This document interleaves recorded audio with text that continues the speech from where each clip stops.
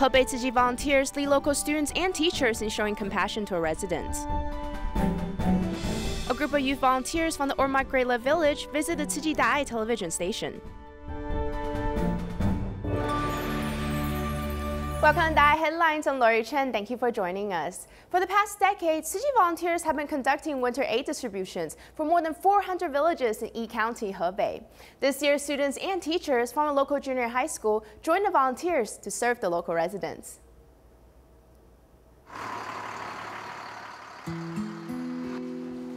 The sun hasn't risen, but the kitchen is already busy. Chefs from local elementary school and Tzu Chi volunteers are preparing noodles and congis. On the other side, volunteers are setting up the venue to await residents' arrival.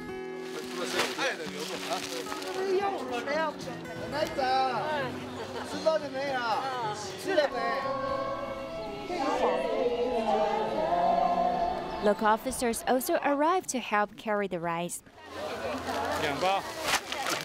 Some of the seniors came to see the volunteers like visiting their old friends. Look at the picture we took together. See how happy we were. I've kept this nicely and show them every time they visit me. This is the memory of the warmth Taiwan has brought to us that year. The grandma hasn't studied much, but she has acquired wisdom from memorizing Jing's aphorisms. People with no tolerance cannot achieve anything significant. I believe whoever wrote this is very wise. The residence has placed the Jing's aphorism she received last year on the wall. This year, volunteers brought her another one.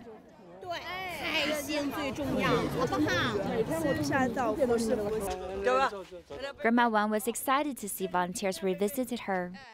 这是我们给的被子啊！对了，去年的吗？好几年了，这好几年了，头一次来，头一次来。哦，你有盖吗？盖呢，我这个山上盖呀。啊，暖和吗？啊，忒软和，忒好。 While volunteers distribute winter aid, residents' kindness and gratefulness have also warmed their hearts. Indonesian care recipient Didi has been in locked-in mode for 2 years now. He's only able to communicate through eye movements after he suffered a stroke. His wife has been tirelessly caring for his every need. Unfortunately, the wife was recently diagnosed with endometrial cancer herself. Jakarta G volunteers have been regularly caring for the couple, providing them much-needed financial assistance and accompaniment over the years. 55-year-old Didi suffered from a stroke 2 years ago. Other than using his eye movements to communicate with the outside world, he's completely locked in his own body. At first, I didn't know how to communicate with him at all. Later, I thought of using alphabetical letters to spell out words. I would start saying the letters one by one, like A, B, C. If he blinked at a specific letter, then I would stop reciting. I would do this and combine the letters into words, then put them into a complex sentence. The income provider of the family is no longer able to work. The wife has been the one holding things together. However, 3 months ago, she was diagnosed with endometrial cancer. The smile on her face was forever lost. Each time when I go back to the hospital for my follow-up visits, my husband will encourage me through his gaze. It gives me great strength and courage to fight the disease. Now the two of us will cheer each other on. Learning about the plight of the couple, Jakarta Tzu Chi volunteers provided various assistance. For 2 years straight, they would regularly make home visits. The volunteers, after several visits, start to notice that Didi's situation was getting better. Now he's able to use his eyes to communicate with us. Every time the volunteers visit, we can all feel the joy that he is expressing. I'm very grateful for the Tzu Chi volunteers. Thank you all for your love and care. Every month you guys will come and visit us. The care that you guys have shown really gives me comfort and strength to keep going.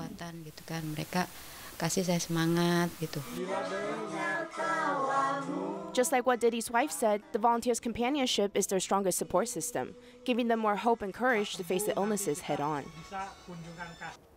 In Malaysia, Penang G volunteers held a vegetarian banquet in order to raise funds for the local dialysis centers. For many of the nurses and dialysis patients, it was their first time trying vegetarian dishes. They remarked that it was amazingly delicious.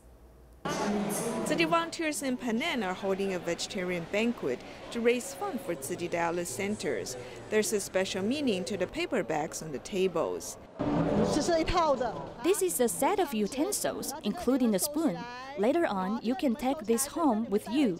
If you finish all the food, the napkin will be white.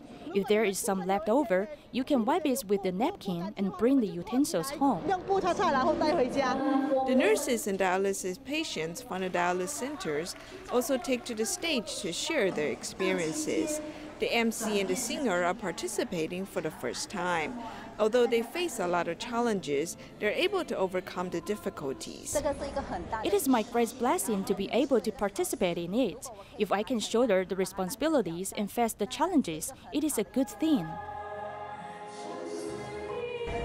There's a deep meaning to it, so I was afraid that I couldn't bring out the meaning of this song.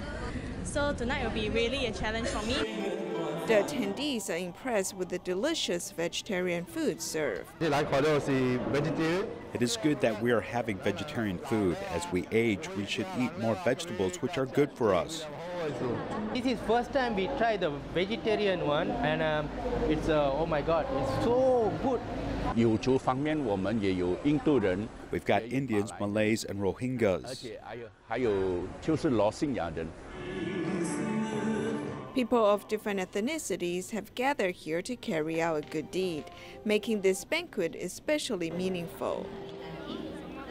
Staying in Malaysia, the Tzu Chi Malacca chapter recently held 3 different year-end blessing ceremonies, attended by a total of 1,455 individuals. In addition to recalling this year's footprints of Tzu Chi's international disaster relief, the participants also received the blessings from Dharma Master Daniel.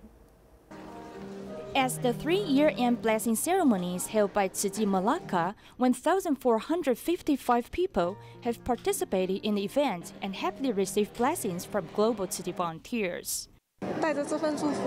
With this blessing, we also hope to pass down the spirit of Dharma Master Zheng Yan. I wish my mother good health and peaceful life.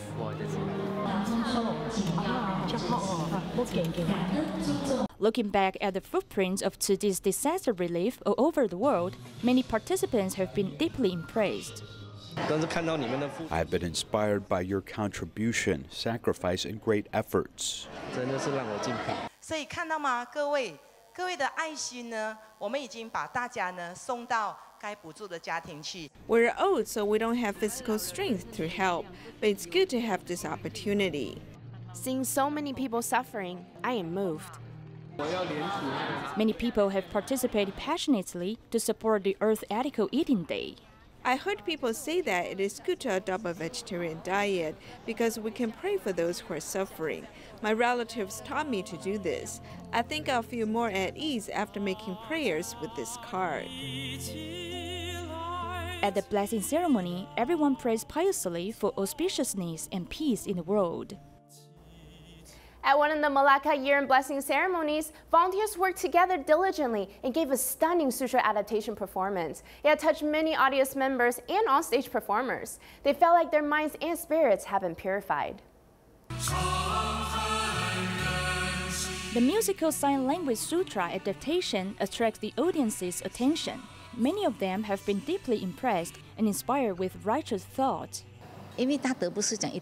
Participants did not really understand the Dharma. It was not until we guided them to do the performance did they learn about unity. After watching their performance on screen, they were moved. Since 2015 till now, I've been adopting a vegetarian diet. I want to set a good example for others to follow and then inspire them to embrace vegetarianism. Participating in the Sutra adaptation performance helps purify one's mind and prevents illness. Recently, I have been thinking too much, so sometimes when I thought negatively, I try to turn worries into strong will. I have made a vow to recover soon so that I can come out to help more often. Tang Wei-hong repented of his rebellious youth. As he did not practice filial duties to his father, now he has finally carried out his father's final wishes. When I started to notice that I had made some mistakes, when I wanted to make up for my past wrongdoings, my father had already passed away. Back then I pledged to fulfill my father's final wish, so I come to Tzu Chi more often now.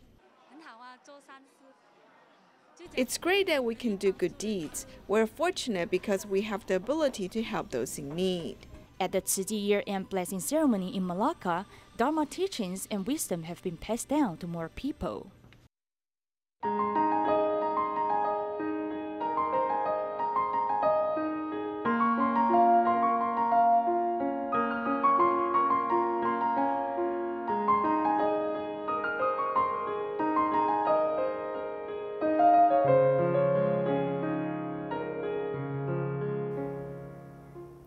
Turning our cameras back to Taiwan, a group of youth volunteers from the Ormoc Great Love Village in the Philippines recently visited the Tzu Chi Humanitarian Cultural Center. While there, they listened to the various sharings from Tzu Chi alumni who are now working at the DaAi TV station. For many of the youth, ranging from 13 to 25 years old, it was such a boost of motivation.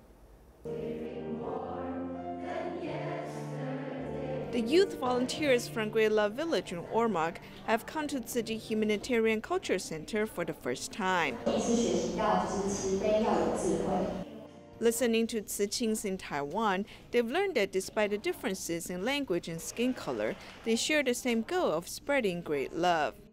It's fulfilling filial piety and doing good deeds to everyone, then show love and care for everyone, give love to the world and make the world them better. They've also come to DaAi TV's production center to understand how program transmission is conducted. Yeah, good. Smile. Then they take turns to experience broadcasting. Maritha, who aspires to become a reporter, has a sense of mission towards the profession of journalism. That cultivate the mind and hearts of the people by spreading good news and vivid reports. They watch DaAi TV every day at the Great Love Village. Therefore, we've brought them here to have this eye-opening experience. We also hope through the sharing of Tzu Chings in Taiwan, the youth volunteers in the Philippines can be inspired to carry out Tzu Chi's work when they return to the Philippines. Through the exchange, they've gained a deeper understanding of Tzu Chi's spirit. They'll also bring the experience back to the Philippines and spread love. Nowadays, more and more young people are leaving their hometowns to seek better employment opportunities. However, there are still quite a few dedicated youth that wants to give back to their local communities. One such case is Liang Junrong, the founder of the Dream Factory in Kaohsiung. He's devoted in teaching the younger generation about the local communities they live in and also take them to do various charity activities. Getting on the bus is Kaohsiung Lingyuan High School, whose field trip is not going to a museum or a theater, but instead visiting historical parts of the city. In addition to knowing more about your hometown, you can also have a better understanding of where you live. More knowledge of your hometown allows our emotions to become deeper, with more of a connection. We want to educate elementary school children before they leave their hometown. We want to leave these seeds, and then after they leave, they will remember their hometown. Liang Junrong, a 25-year-old resident of Kaohsiung's Lingyuan, studied social work in Taipei, and in one of his first reports, he discovered the value of his hometown. This led him to return home and invite young people to start the Lingyuan Dream Factory. It's the first city situated by a mountain and sea. We're studying Lingyuan, and we want to use the literature and history of the area to help activate the area. The teacher took us around and explained our village. He told them stories and the history of the area. This is something very important for them to learn. These students are learning about their community and the history and the beliefs of their hometowns. They rolled up their sleeves to deliver food to the elderly and also went to the beach for a cleanup. This experience is inspiring young people to have more enthusiasm to help their hometown. In Pingdong, a single mother, Chen Wenjing, created an organization in order to help disadvantaged groups become more self-reliant. Her creation was recently awarded by the Tzu Chi Foundation's public charity program for youth creators.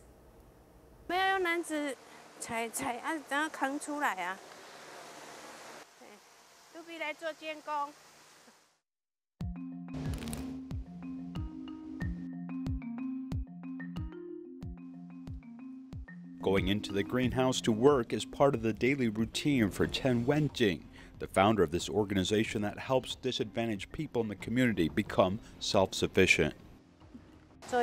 Some of these vegetables are for self-consumption. Some can also be given to older people who we look after. The most important thing is letting our children learn how to help other people. Planting pesticide-free fruits and vegetables and engaging in everything from planting, harvesting, and packaging is done by just 12 employees and their children in this organization. Half of our colleagues are parents. I think that to solve a family's economic problem, for example, there are parents who are also small farmers. We should think of how we can help these small farmers. I want to utilize organic farming to allow this group to earn a little income.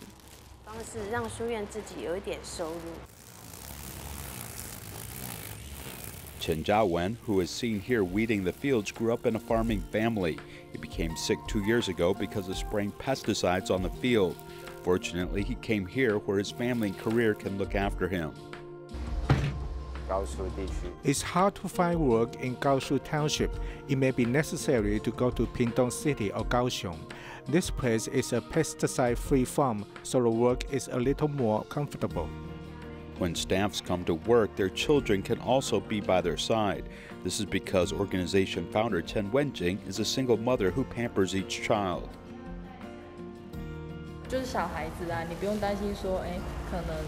If you have children, you don't have to worry about them. For example, maybe no one is at home to care for them, or you can't find a babysitter. You can simply go to work and look after them. There are many small activities or small courses arranged here so children can come and participate. Wu Huili, who has been working here for 3 years, was separated from her 5 children because of a divorce and worked in the fields, which took her away from home. Here she feels like it is one big family, helping her rebuild her parent-child relationship.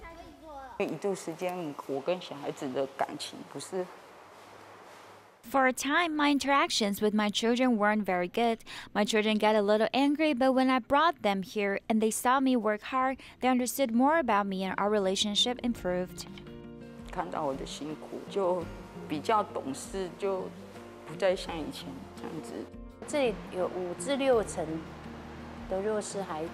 Some 50 to 60% are disadvantaged children.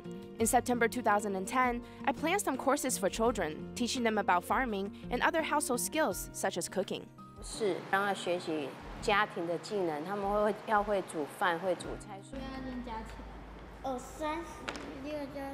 Pan Xinyuan began as a teaching assistant when she was just in 3rd grade.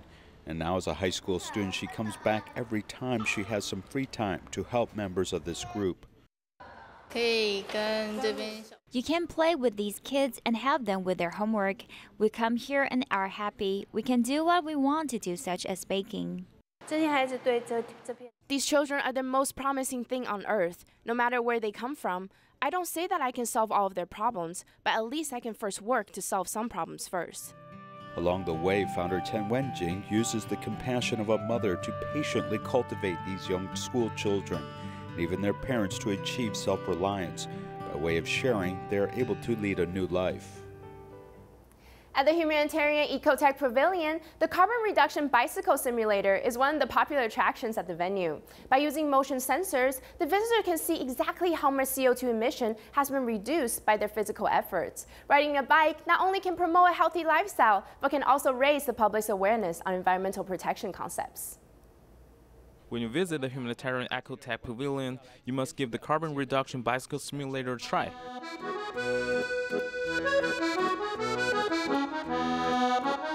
With motion sensors, you can explore the Flora Expo through virtual reality. The 5-year-old boy who came from Jinmen happily finished his bike ride while looking at the screen.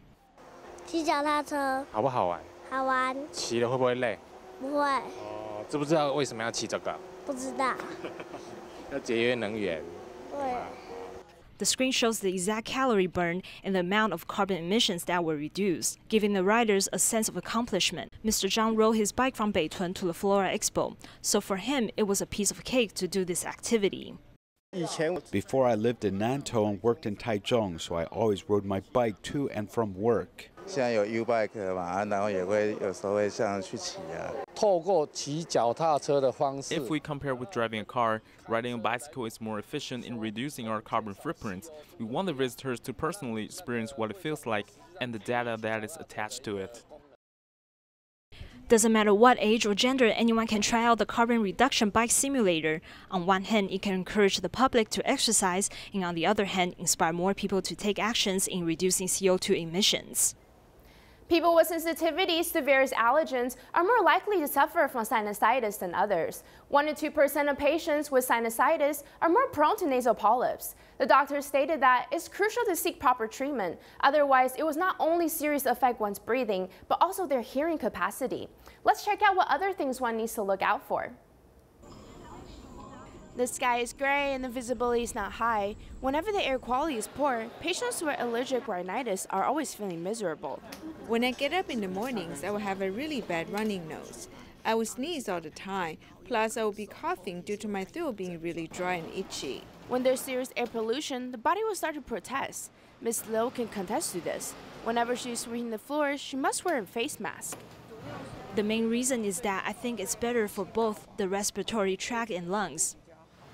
Serious air pollution causes many patients to have allergy symptoms, nasal mucosa due to various allergens, inflammation caused by dust particles, swelling occurs after there's inflammation. When it swells, it will plug the entire opening of the nasal passageway. This blockage will in turn cause even more inflammation inside the sinus cavity. After a while, this will turn into the so-called nasal polyps. It will only get bigger in size. Ms. Liu suffers from various types of allergies. She once had a real bad case of nasal polyps, which caused her to have breathing difficulties. Especially during pregnancy, I almost couldn't breathe a lot of the time, so I chose to undergo a small surgical procedure at that time. After operation, one must pay attention to daily maintenance in order to avoid the recurrence of nasal polyps. Things like installing home air purifiers and washing her nose every day. When I take a shower, I will use the warm water to clean my nose. This is my method. The doctor stated that people who are more sensitive to allergens are more likely to develop nasal polyps. Symptoms often include coughing, thick nasal mucus, and repeated episodes of colds. Between the nasal septum and the inner nasal layer, there's an extra piece of white, milky yellow colored chunk. This piece is the actual nasal polyp. This formation is due to a long bout of chronic sinusitis. When nasal polyps get too big in size, it will plug up the entire nasal cavity. Not only does it affect breathing, but in serious cases, one's hearing as well. Sinusitis causes thick nasal mucus. It will slowly flow from here all the way to here. This will cause a blockage here and even flow back toward the ear canal. This will cause a bacterial infection and trigger a later middle ear inflammation or fluid buildup. If left untreated, the most severe case may lead to meningitis. Short-term treatment methods include anti-inflammatory drugs and nasal sprays for symptom control. However, it's not so effective. In the end, one must still consider using endoscopic surgery to physically remove the growth. This is the only way to reach complete symptom relief. The Tzu Chi Australia chapter recently held their year-end blessing ceremony. This year, they especially invited their long-term care recipient families to the venue. There was a special performance by the families with children that has autism, as well as Buddhist Dharma masters leading the public to pray for all of humanity. Let's check out these heartwarming moments. Thank you for joining us. See you next time.